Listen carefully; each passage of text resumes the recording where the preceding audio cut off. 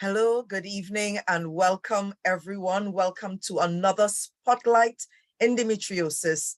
This is our Spotlight Endometriosis session number 5. Guys, girls, we've been here, and this is our 5th session, and it truly is a privilege and a pleasure to have you join us for another one of our Spotlight Endometriosis sessions where we look at endometriosis and holistic health, a better body, a better me. Welcome again, one and all. Even as we get ready to get into our session, I want to acknowledge the members of our executive. And this is Spotlight Endometriosis, hosted by the Trinidad and Tobago Endometriosis Association. And my name is Kimmery Richardson Thomas, and I'm your host for this evening. And our executive members are here with us, and we acknowledge them. And we also have you, our especially invited guests. And in particular, and we're going to hear a little bit more about our featured speaker this evening. Before we get into our session, we just need to remind you of some very pertinent information. We want to ensure that you are fully aware that the information shared on this program is for general informational and educational purposes only.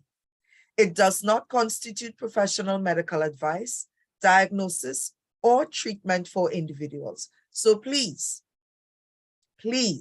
consult your healthcare provider if you have any questions about your health or before starting any treatment. So we welcome you one and all once again. As we get ready to delve into more information with regard to endometriosis and our holistic health, today's speaker, today's presenter is Dr. Sasha Durga-Lyons. And it really is indeed a pleasure to have her with us. She's no stranger to the TTEA. But for those of you who are not familiar, let me tell you a little bit about our speaker this evening. Dr. Durga-Lyons is a specialist obstetrician and gynecologist working in the field for over 12 years. She initially completed her MBBS at the UWI, University of the West Indies, in 2010. She is a member of the Royal College of Obstetricians and Gynaecologists in the United Kingdom since 2017 and completed a doctorate of medicine in obstetrics and gynecology from the University of the West Indies in 2020. She is also a fellow of the American College of Obstetrics and Gynecology. Dr. Durga-Lyons is currently employed as a consultant at the Port of Spain General Hospital, the Seventh-day Adventist Community Hospital, and Good Health Medical. I encourage you to pay attention, to have your ears open wide, have your questions ready, because I'm certain that when we are finished with Dr. Durga's presentation, we're going to be enriched, we're going to be edified, and we're going to be more knowledgeable about our way forward in our own holistic health. Ladies, and if we have any gentlemen on the platform, help me welcome Dr. Durga-Lyons. Thank you very much for your introduction. I'm going to start sharing my screen now.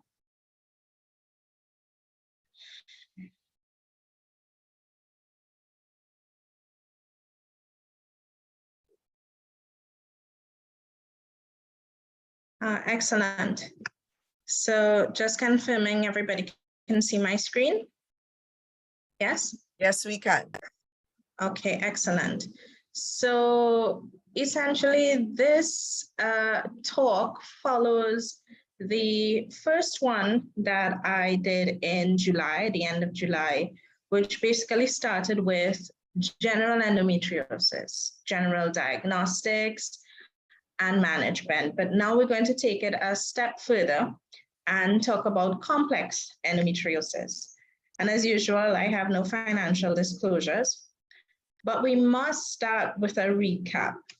So I'm gonna just go over quickly in a few, literally 1 or 2 minutes, what endometriosis is again. So it is just the presence of the endometrial-like tissue that is usually situated in the lining of the womb. And we find that in endometriosis, that tissue type is elsewhere. And similarly to how the endometrium would respond to the hormones around the period time, so too would this tissue that is elsewhere respond the same way. So we find it commonly in the pelvis, but there are also extrapelvic sites. When we talk about an endometrioma, we mean a cyst that is in the ovary that is made up of this endometriotic type tissue that literally has blood in it. And when we talk about adenomyosis, it is where those deposits are within the muscle layers of the womb itself, okay? And of course, we talked last time again about why this happens. So we know the exact cause is still unknown, but there are a few theories involved. What we are a little bit more certain of is the fact that it's likely not to be just one theory, but a combination of more than one. What we are most common, what we more frequently hear of is this retrograde menstruation theory, where instead of the blood bleeding, down towards the vagina, some refluxes into the tubes and out into the pelvic region. Other theories talk about, cells that are elsewhere in the body having the potential, like stem cells, to change and transform into different cell types. Some theories talk about chemicals creating these changes. We know about certain cases of surgical dissemination. So for some reason, you have to have surgery and the tissue comes out of the womb, the uterus, and ends up elsewhere. And then after it proliferates, there are also theories which consider that these cells may actually go into vessels. So the vessels are like your blood vessels or your lymphatic drainage system, and then disseminates elsewhere. And of course, just like any other, virus or bacteria, if it's not supposed to be where it is, your immune system tends to be very good at fighting things off. So we think an altered immune environment has a large part to play in allowing endometriosis to foster. There are stages of endometriosis, and the classification system that we commonly use is from the American Society for Reproductive Medicine. But this is a staging system based on the findings at surgery, where it's 1 to 4, based on how severe the findings of surgery are. But essentially, you can, classify it based on your clinical presentation. So if it's very superficial on the surface layers, if it gets into the ovaries, or if it gets deeper, essentially. What we're going to talk about is the deeper, the complex endometriosis. Now, complex endometriosis could really be divided into, if it's deeply infiltrating endometriosis within the pelvis or within the peritoneum or the abdomen, or if it happens to get outside, called the extraperitoneal endometriosis. Now, to start again, I'll put back up this picture of a normal pelvis that we see at surgery at laparoscopy. So this nice round blob in the center, that's the womb, and it's nice and pink, not too red. This is the front, so this is the bladder. These are your lovely looking tubes that look just like a textbook, a nice ovary, and then the bowels that sit towards the back. Now, this word that I've been using a lot and will continue to use, called the peritoneum, that's this shiny, smooth surface that covers the organs of your abdomen and pelvis. It is thinner than paper. It's actually very, very thin, and it's this nice layer that covers everything. So that's what I talk about when I say peritoneum. Now, deep infiltrating endometriosis, right, is one of the most aggressive forms of endometriosis. Some studies have quoted 20% of women will have this condition out of those who have endometriosis. But my personal opinion is really you should take that figure with a pinch of salt, because we know that there are a lot of women out there who are not diagnosed as having endometriosis. We know that a lot of the women who we study and we have a lot of data on are persons who present to us for some reason or the other. We do a lot of investigations and we have a lot of papers on fertility cases. So whether or not that 20% is an accurate number for the general population, I cannot be 100% certain, but we know it's not the majority, right? At present, there is no real clear agreement on what the definition of this infiltrating endometriosis is. Some authors had defined it as, if it's deep, so it's over about 0.5 centimeter in depth under that peritoneal surface. But in reality, that's kind of hard to do. You don't usually go in and measure how deep something is, right? So others have actually defined it as just infiltration into like fibrous tissue, muscle tissue, and organs. And they just don't bother to talk about the depth. It can affect the whole pelvis. It usually changes the anatomy a bit and the functionality of your vital organs. And of course, there is an important negative impact on the patient's quality of life. Now, this is a schematic of what the pelvis would look like if you're looking at it from the side. So instead of it just being in the pelvis, when we talk about these uterosacrals and these ligaments, essentially there are these thick bands that hold the womb in place. This pouch of Douglas, what we talk about is this space. There is a space, and it really is a potential space. It's very, very small, right? That is between the uterus and the rectum in the back. That's a pouch of Douglas. There is also a small pouch in the front here. This is smaller between the bladder and the womb. When we talk about the vaginal fornix, all we're talking about is this part of the vagina that's just towards the back of the surface, the cervix at the top here. That's what we're talking about. Now, this is a real life picture of what it would look like. So if we compare this to our first picture, again, you would realize the womb is a lot redder than usual. And this is it, again, looking back to front. So these ligaments here, these are stretched out, all of these ligaments here.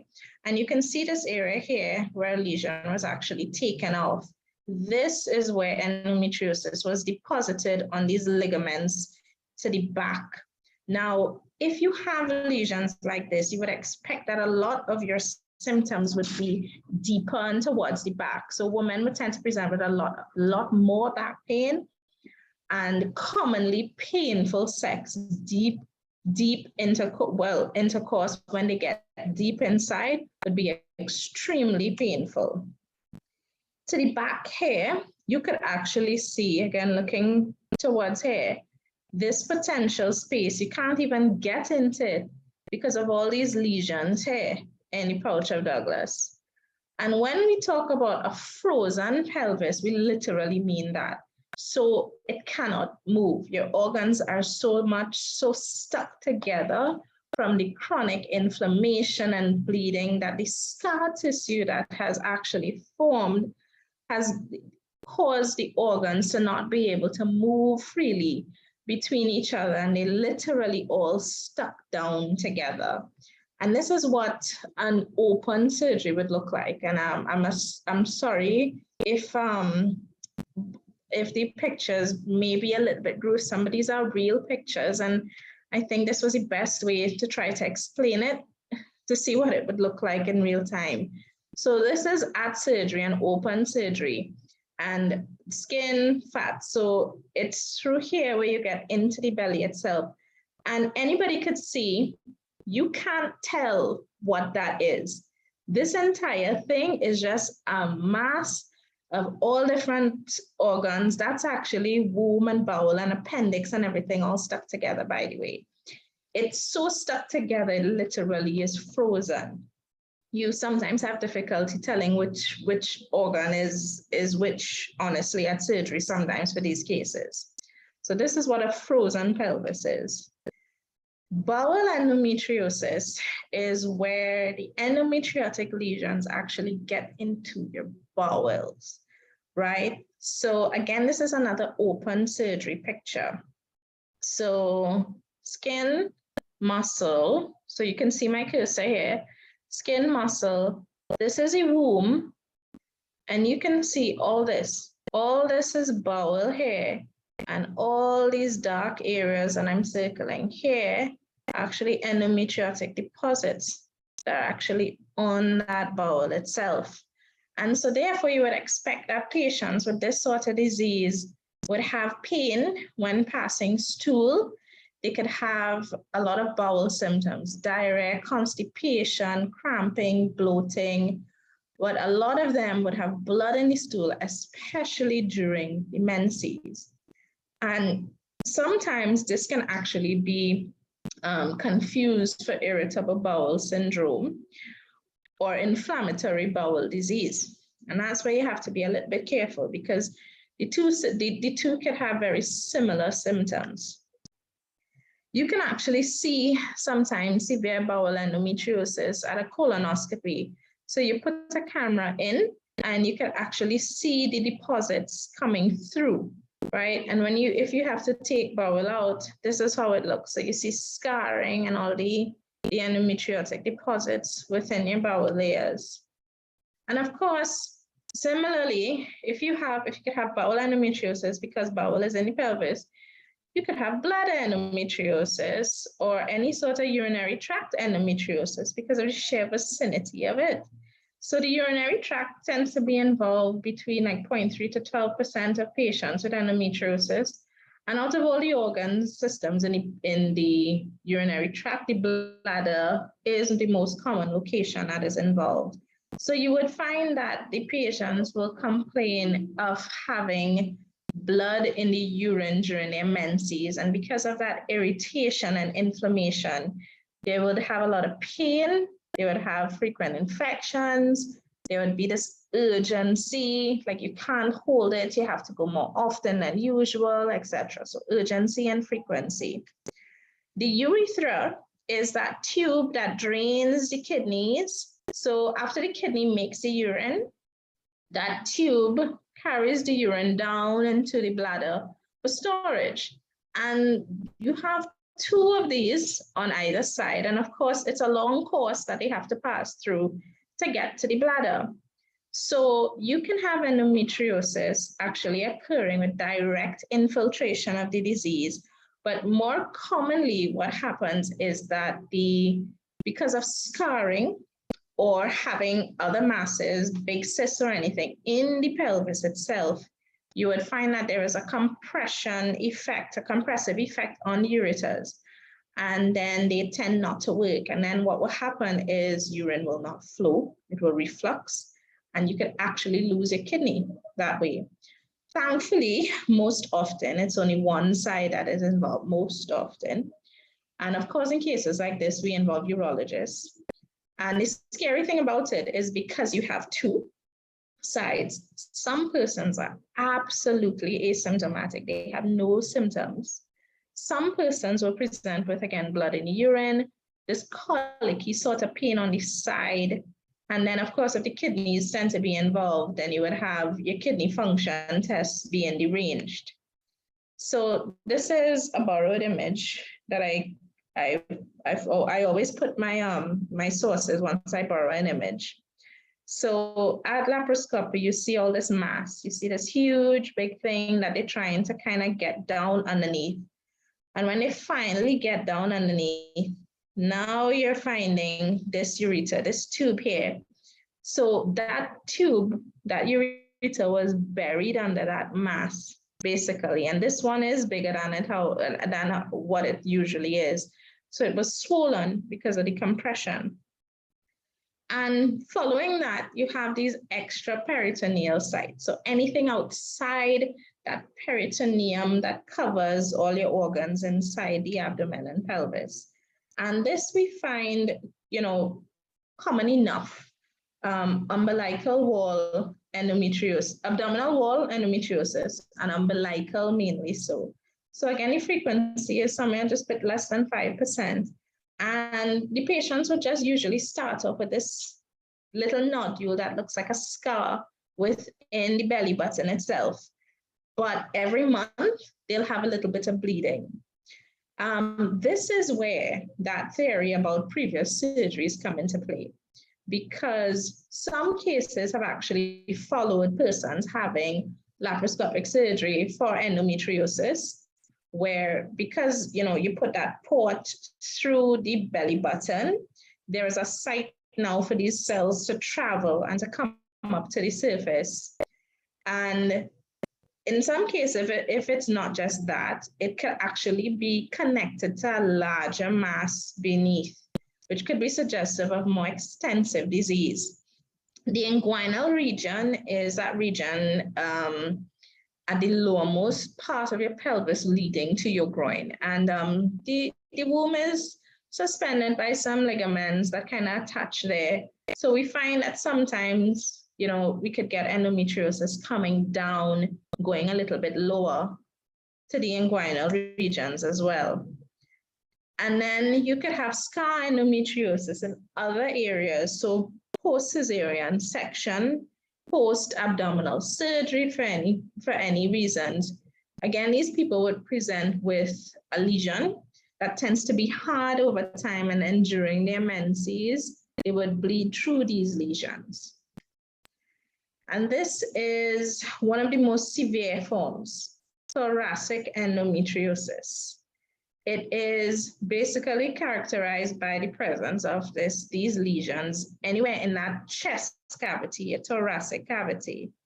And several theories have been postulated as per how did these cells, this tissue manage to get to that point in the first place.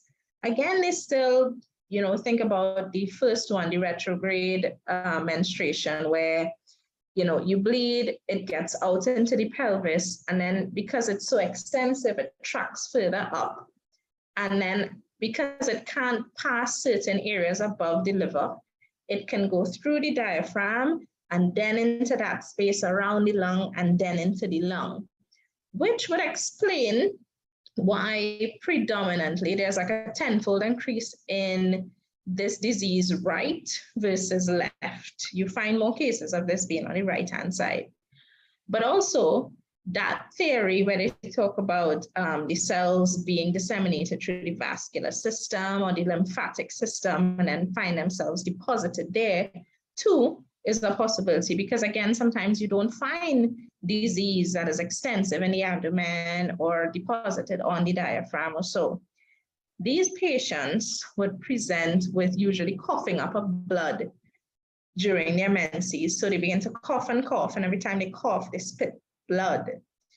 They have shortness of breath, difficulty breathing, pain, and then shoulder tip pain. So anything that irritates the diaphragm, the pain that you get is actually at the tip of your shoulder, right? That's called referred pain, but that's a very significant sign that we ask about.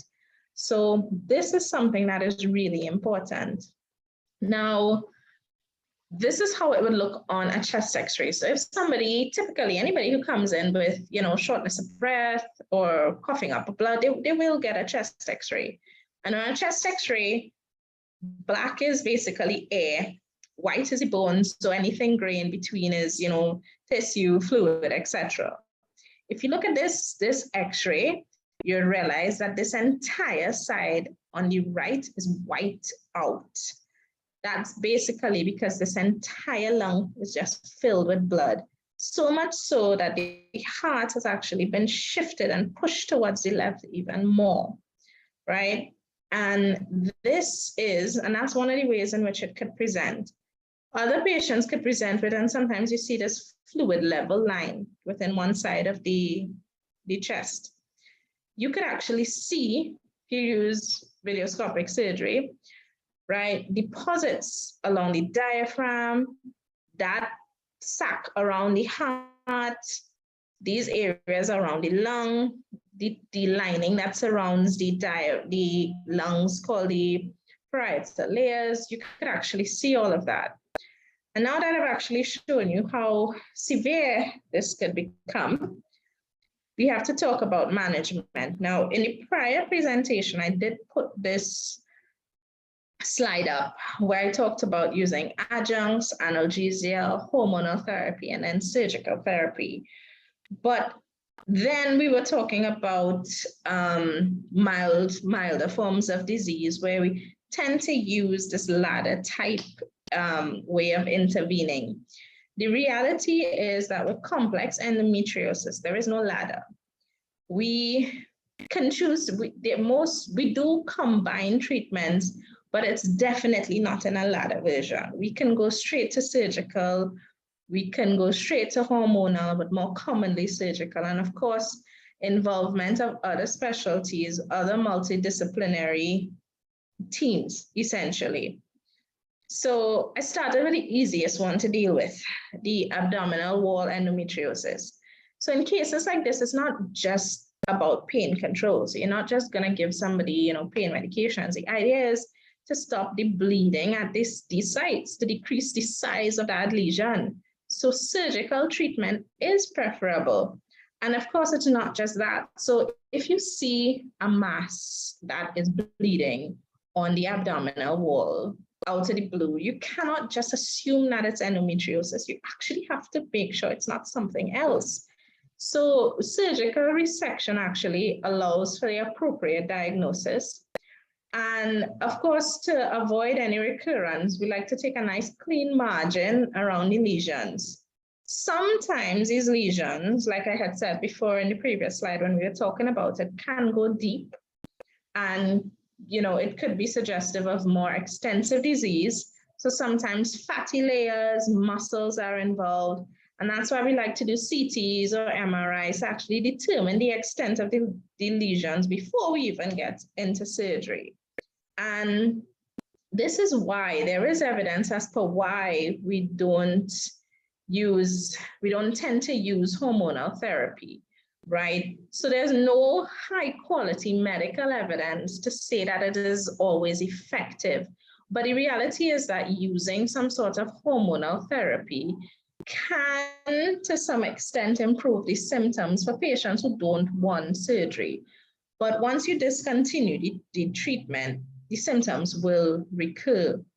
And then there is a recurrence rate, yes, but knowing now that we have to, appropriately give a clean margin around when we take these lesions out, then the recurrence rate is less. And given the low recurrence rate then and the low invasiveness of the surgery, if it's just to stay on the walls itself, then usually surgery is recommended as a first choice in these cases.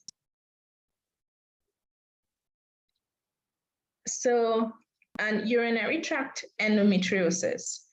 Now, medical therapy, again, here is usually not helpful to treat endometriosis of the urinary tract. So surgery is recommended. Now, if endometriosis is invading the bladder, then we could just cut that area out of the bladder. We like to talk about the bladder being what we call a very forgiving organ. So it tends to heal well. We just excise that part and then close it back up. The only thing is that you do have to stay with a catheter post your surgery for about 1 to 2 weeks to allow it to heal, essentially. But if the endometriosis invades that ureter, then that's where, of course, we have to get the urologist involved without question. Sometimes we involve the urologist for bladder endometriosis. It depends on the level of skill of your surgeon.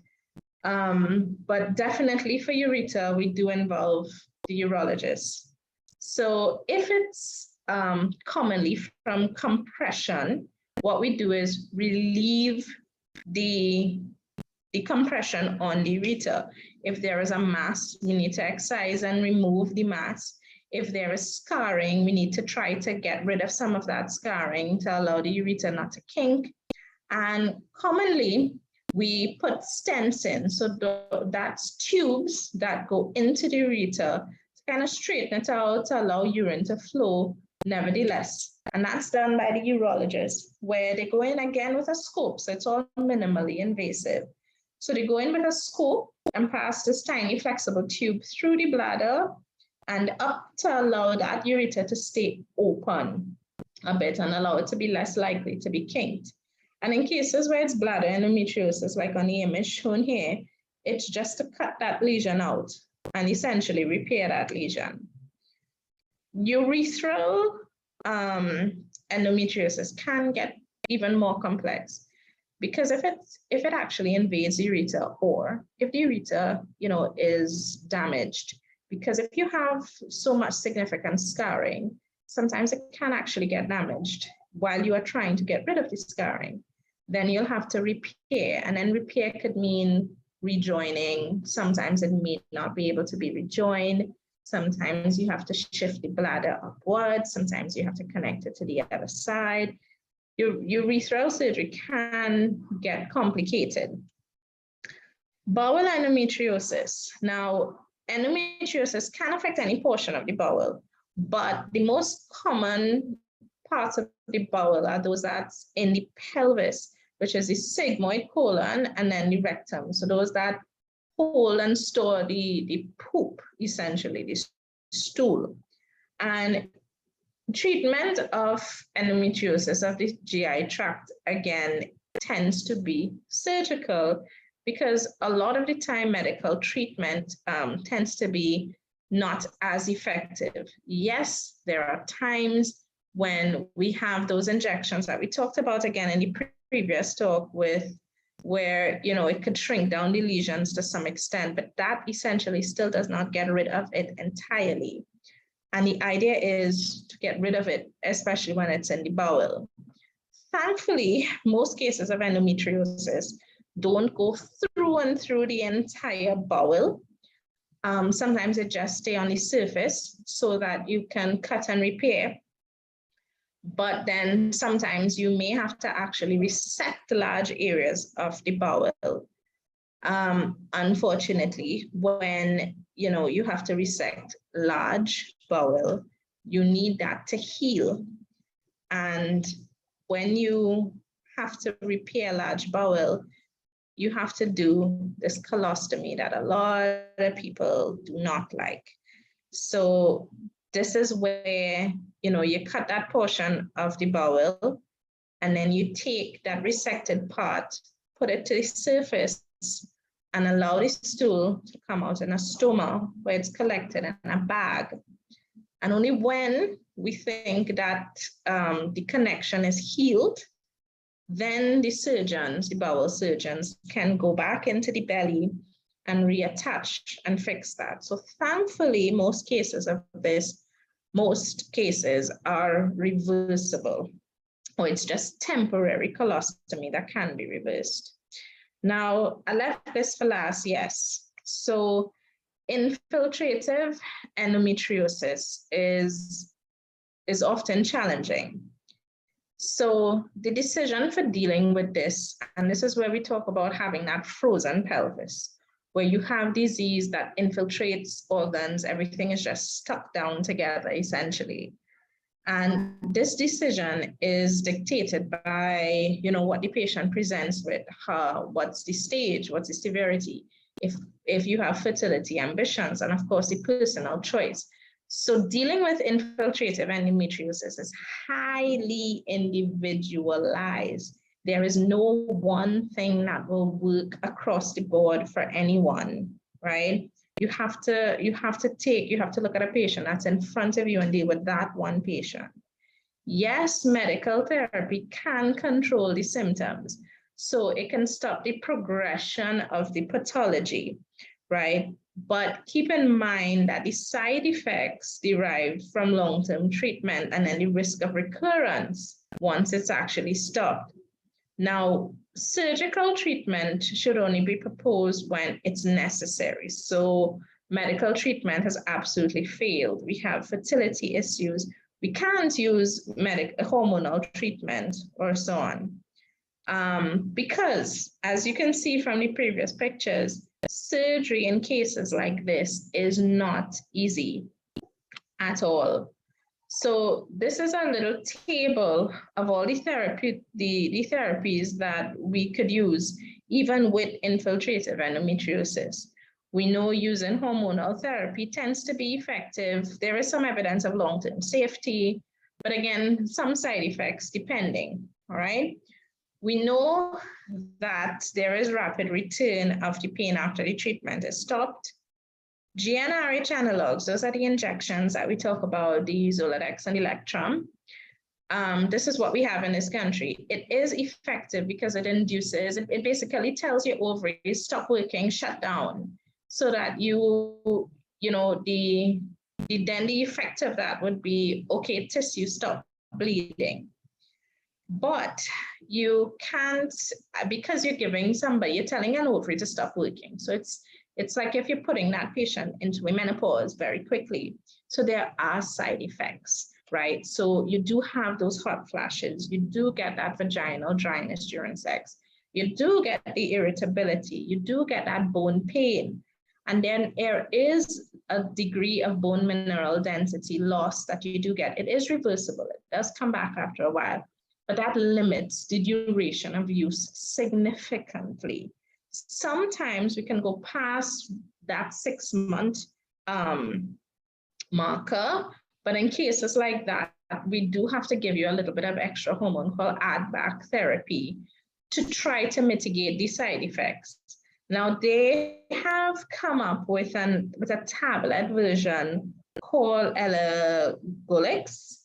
It is not in this country. Essentially, you do have very good effects similar to the injections, but again, you still can't use it beyond the 6 months. They do have good effects on the digestive system that they are realizing now. And again, as you go on further and further into other hormonal treatment, something like danazol, the side effects are significant.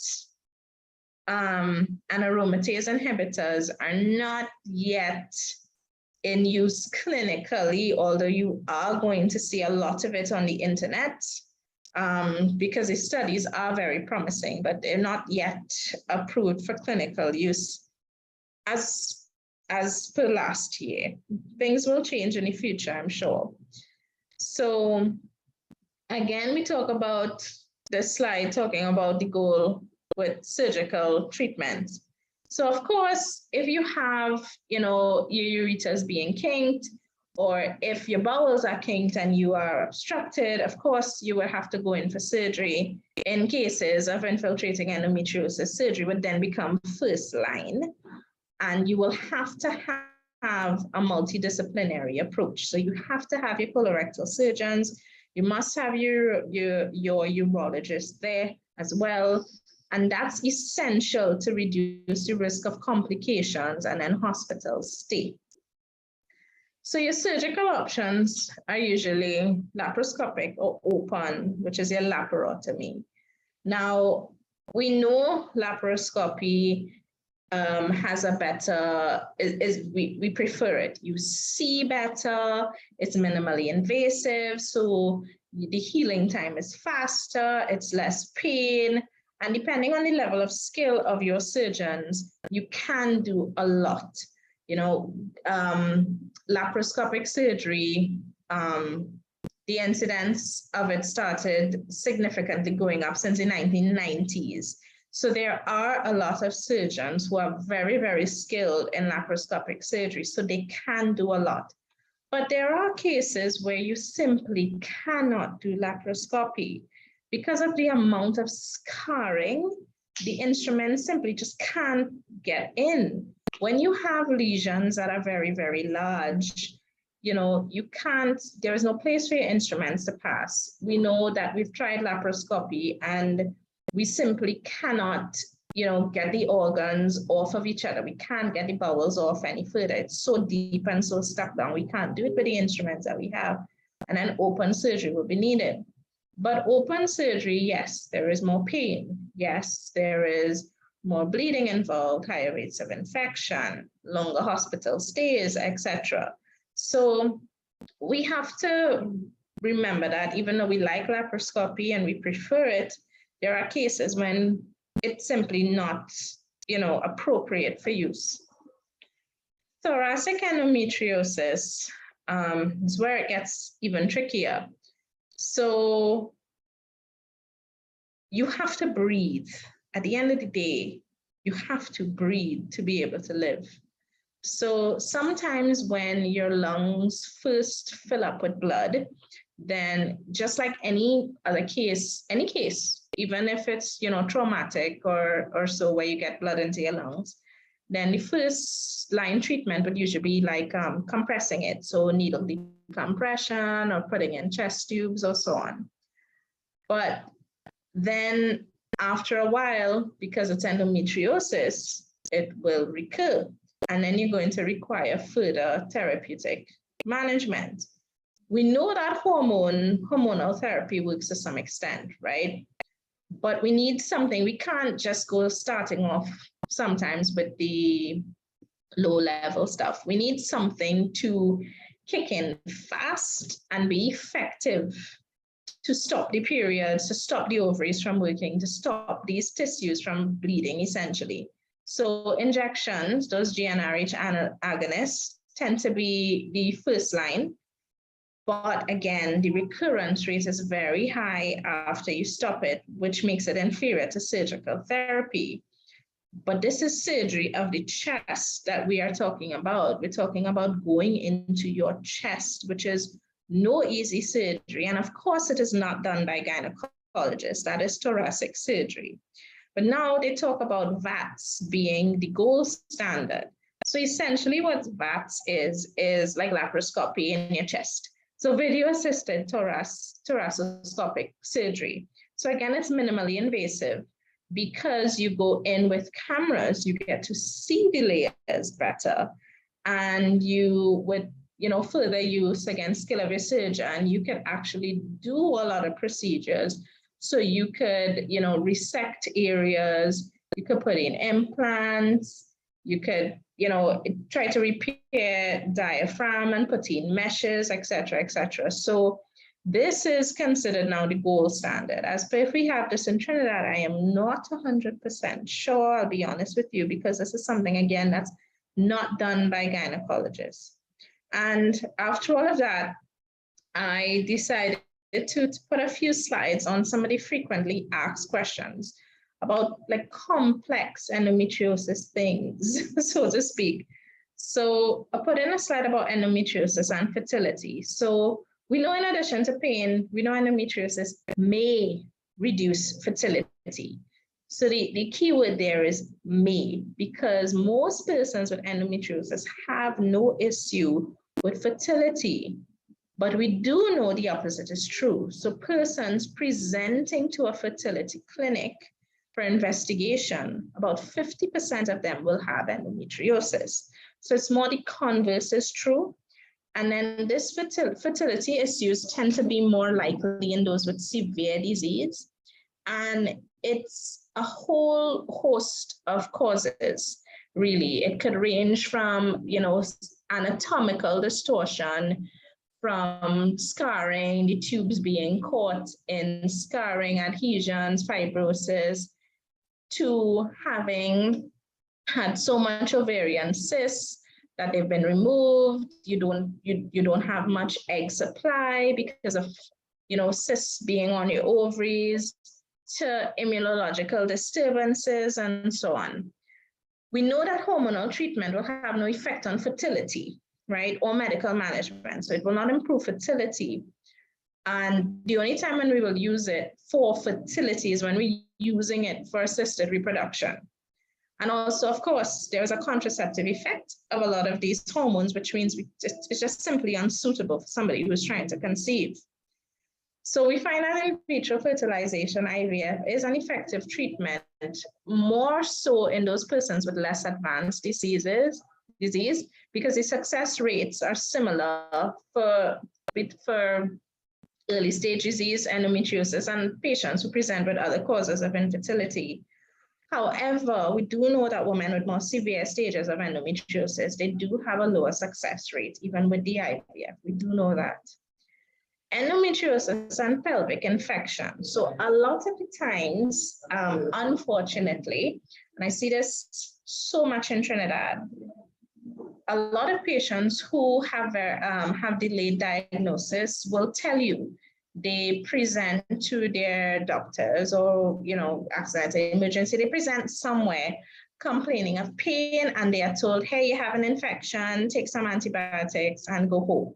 And then they come back and forth, and they get these repeated courses of antibiotics thinking that they have infection. And that's because sometimes this pelvic infection, which is pelvic inflammatory disease, can have similar symptoms. So they have this chronic pain, etc., etc. And then what makes it worse is that sometimes if you do an ultrasound scan, it can, or even a CT sometimes, because that thick fluid, which is blood for endometriosis, can actually look the same like pus. So again, it is a thick sort of fluid, and sometimes persons can actually mix them up to say, oh, you have an abscess, or as opposed to, no, this is endometriosis or an endometrioma. However, pelvic inflammatory disease is actually, it can actually be a little bit more severe in person. So you can have the two. Imagine having a little encapsulated area with blood. Bacteria will love it. So if you get an infection, it is more likely to become more severe because now you have this environment that bacteria will thrive essentially, and then you're more likely to develop abscesses. And dealing with a pelvic abscess, a collection of pus in the belly, is very different from just basic, bacteria just floating around and giving a little inflammation. Very, very different managements, essentially. So endometriosis is a risk factor for severe PID, and sometimes even after IVF treatment, because sometimes IVF treatment does involve needles and so on. So just to bear that in mind, it's not that there is a link. Okay, I'm probably using the wrong words. The two can coexist, and endometriosis can make pelvic infection more severe. And this is a question that I can't count how much times I've been asked this. There is no genetic trait associated with endometriosis that can lead to cancer. And I'm going to use my words very, very carefully here. There are some rare types of ovarian cancer, clear cell cancer and endometrioid, even though it's the same name, right? It's a little bit different. Endometrioid cancer, it's these rare types of ovarian cancer that they have found just to be a little bit more common in women with endometriosis. So the lifetime risk, and I had to explain it in terms of numbers. So the lifetime risk of any woman walking on the road of developing ovarian cancer is about 1.3%. And then using these very high quality studies called meta-analyses and maths, really, really good statistical studies, essentially, they found that the relative risk of a woman with endometriosis having cancer is about the lifetime risk is 1.4. So yes, 1.4 is slightly higher than 1.3. So even though there is this very small increase, the absolute risk is actually still very low. So this should actually reassure most women that, with endometriosis, that their lifetime ovarian cancer risk is still quite low, essentially, as compared to somebody without endometriosis. So I just had to touch on that very quickly. And in conclusion, because yes, I did talk a lot, this presentation was not meant to scare you. And I did use real pictures of real patients, right? But it was only to bring awareness. Complex endometriosis occurs in the minority of patients. But of course, there is a significant impact to the patient and her support circle, her work, her family, And of course, treatment is highly individualized in cases such as these, highly, highly individualized. Okay, so thank you again for your attention, and I am open to any questions or comments.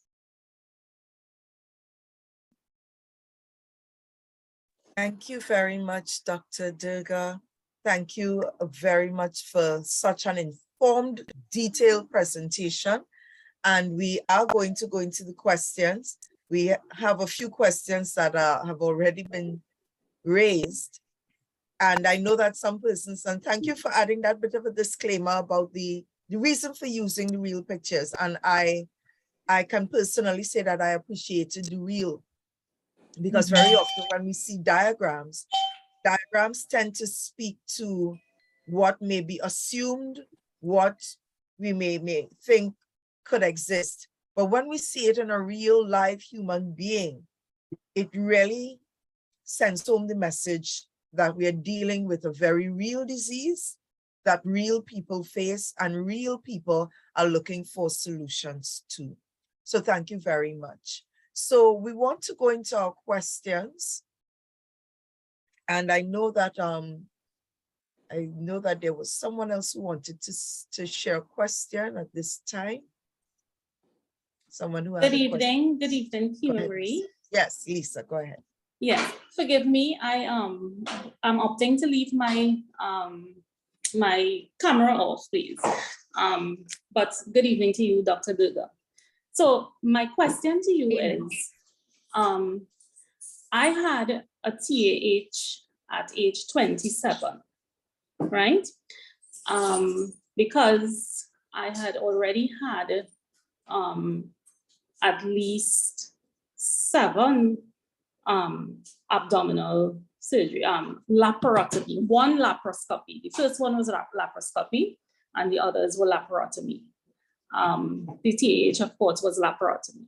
I was diagnosed with stage 4 endometriosis.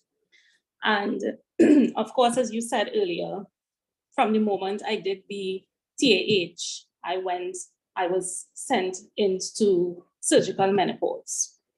But because I was 27, my gynecologist put me on a low dose HRT, which is Proginova, 2 milligrams. Now, initially, I would say like during my 30s, so the ending of my 20s into my 30s, I was not experiencing any sort of menopausal symptoms. My sex life was normal. Sex was not painful. I was lubricating as normal.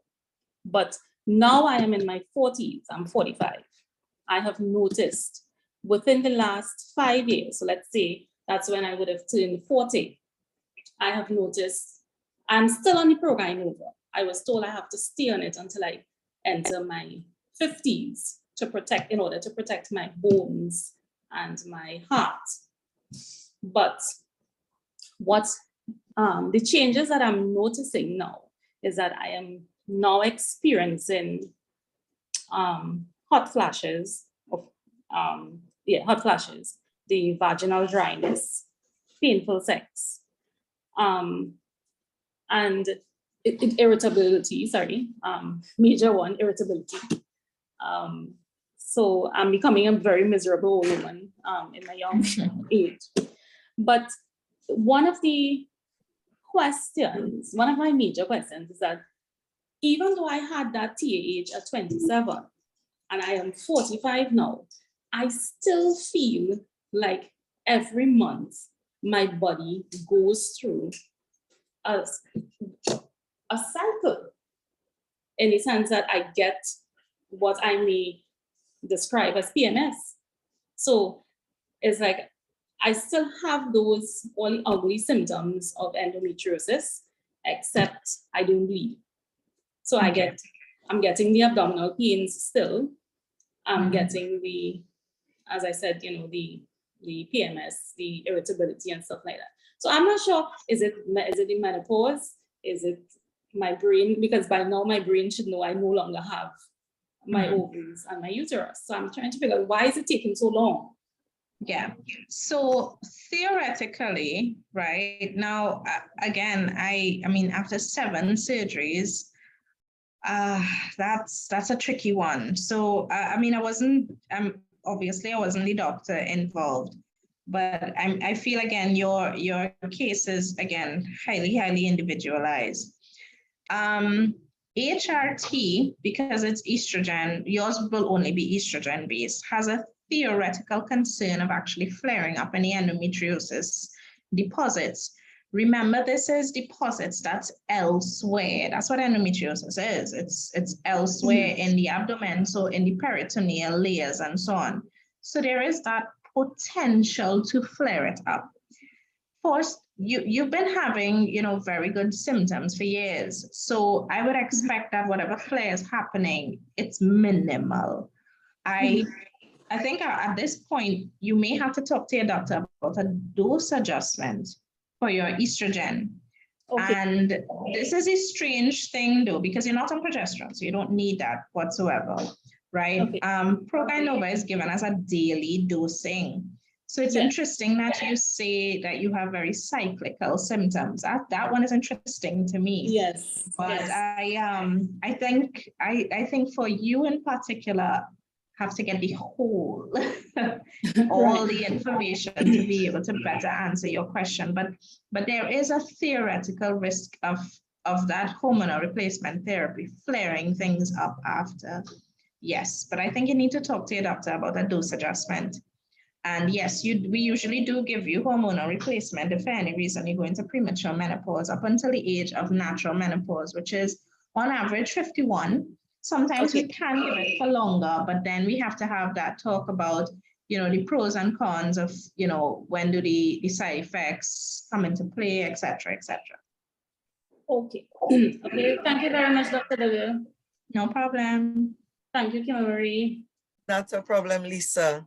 You're quite welcome. Thank you, Dr. Durga-Lyons. I have 2 other questions that were raised, and I want to share those with you, Dr. Durga-Lyons. And one of them, the first one asks, can persons with complex endometriosis try to become pregnant after the surgery and the holistic treatment?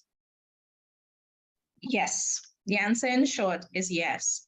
Most often we find that persons with complex endometriosis need a little bit of help though.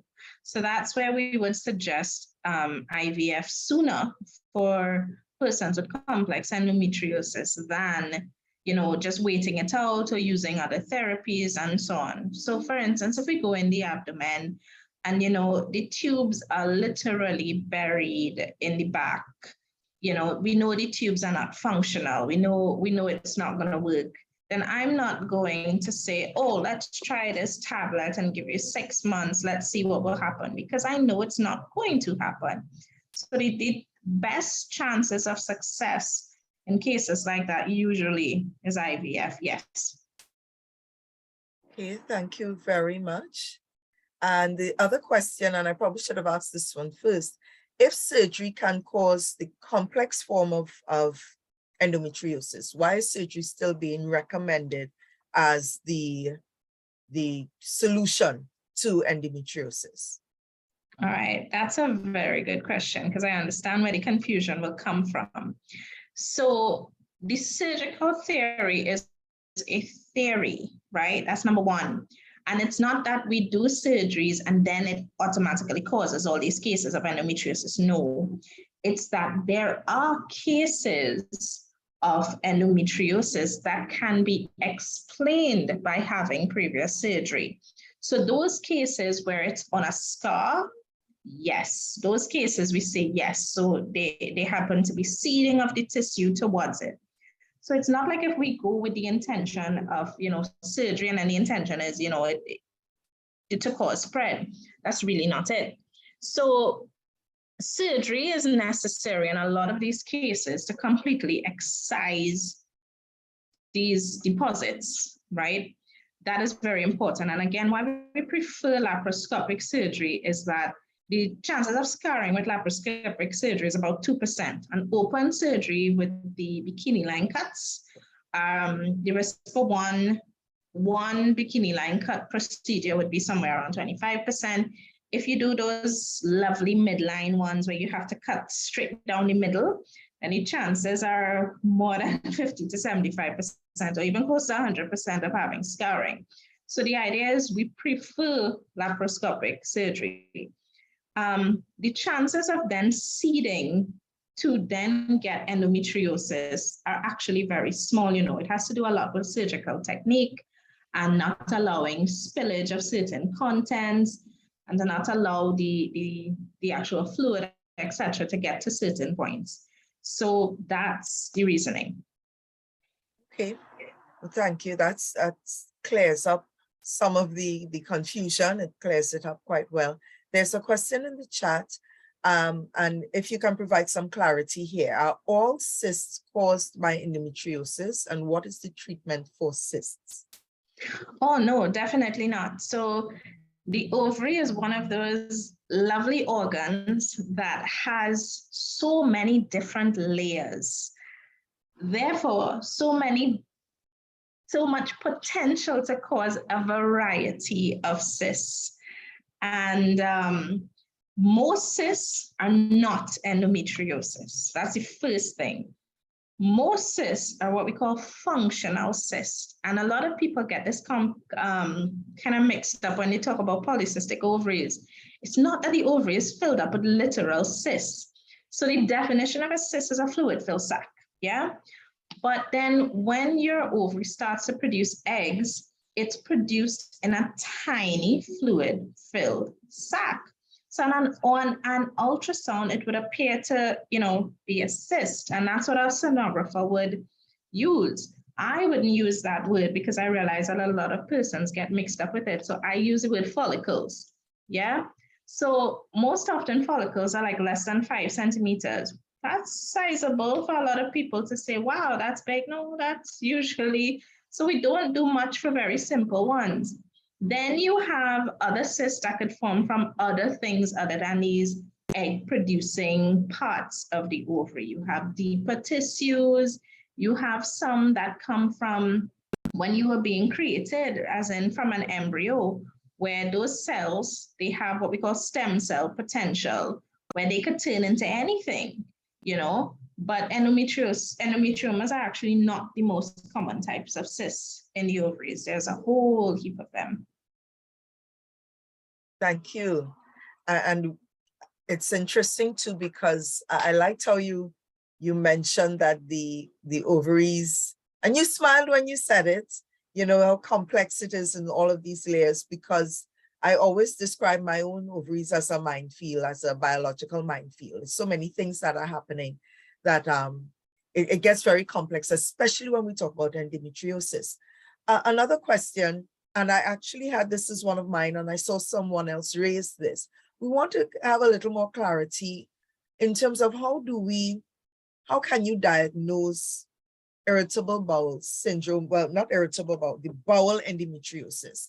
And what types of questions really would we need to ask our healthcare provider if we suspect that our IBS is really bowel endometriosis? How do you go about diagnosing? So yes, it can get confusing where they can present with very similar symptoms. But in cases where it tends to be more bowel, you find the predominant symptoms tend to be bowel related as opposed to, during the periods or cyclically. And yes, sometimes having a period can flare up inflammatory bowel disease. So in cases like that, a colonoscopy, where they would usually biopsy any lesions that they see. And histology, looking at those cells under the microscope, is a definitive diagnosis in cases like those. So that I'll go back to one other thing that I was asking, because I realized I asked about 2 or 3 different things at once. What kinds of questions should a patient ask their doctor? Because I know one of the things we've spoken about many times in Spotlight Endometriosis is that you may have your healthcare provider, your regular general practitioner, who may not be fully aware, fully cognizant, fully appreciative of all that endometriosis entails. So how can you, what recommendations would you give to a patient when they go to see their regular doctor, their general practitioner? What kinds of questions can they ask at that level to be steered towards getting a clearer answer? I'm not sure if I'm asking the question clearly enough. Yeah, I understand where you're coming from. So a general practitioner is trained to deal with period pains, or abdominal pains for any reason. If they suspect endometriosis, and a lot of the times we do not need, most cases we don't need surgery to diagnose or to start treating, they can institute management, right? So a lot of the times you start off with something as simple as the pill. But what the patient has to be aware of is there is supposed to always have some sort of follow-up. So if you find that your symptoms are persisting, they are getting worse, it is not going away with the treatment that you have been given, you have to go back to the drawing board then and say, this is not working, what is happening, right? Because a lot of times, even us, I don't just do a surgery to say, I just want to see what's happening. I'm not going to do that, right? I'm going to start instituting management, and then we go from there. So that is one of the things that you have to pay attention to. There must be some sort of follow-up, because the reality is this. So let's say you start being treated for endometriosis, you start going on the pill, and then let's say it's bowel symptoms and it persists, then you have to say, okay, this now does not make sense, let's go back. And something like infection, that's a possibility too, because persons, STDs are actually very common in Trinidad, right? Even though a lot of the times we cannot test for it. Something like you start treating and then there is persistent pain, you have to go back and say, let's see if I need to do a swab. Let's see if I need to be checking for something else. So follow-up is important in cases like this. Can a doctor be wrong initially? Yes. And that is the truth. Yes. I hope not. I hope at the start they would be very thorough. I hope that you will divulge as much information as possible. And this is very important for teenagers. So teenagers would go to the doctor's office with their mother or their guardian and, refuse to divulge they are sexually active, absolutely refuse to do it. But that changes things. That changes things significantly. So be as open as possible with your healthcare provider. Ask questions, ask things like, okay, so you're giving me this medication. When next do I see you? What can I look out for?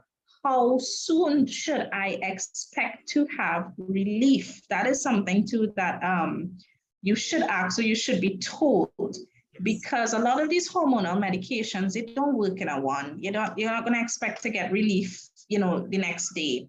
So I will tell persons, no, it's after the first month or it's after the second month that you start to have some sort of relief. So these are the questions you should be asking. Thank you so much. Thank you very much. I want to take the opportunity, and I'm going to wait to see if we have at least one more question. And yes, we have another one, but even before we go to that, I want to remind us that the information that's being shared on this program is for general informational and educational purposes only. It does not constitute professional medical advice and diagnosis or treatment for individuals. I will add that while Dr. Durga is a professional medical practitioner, as long as your medical professional is not seeing you and able to diagnose, you still need to consult your healthcare provider if you have questions about your health or before starting any treatment. We would like to also acknowledge Dr. Sinovo, who is on Facebook at this time. We'd like to acknowledge and say welcome. It's a pleasure to have you.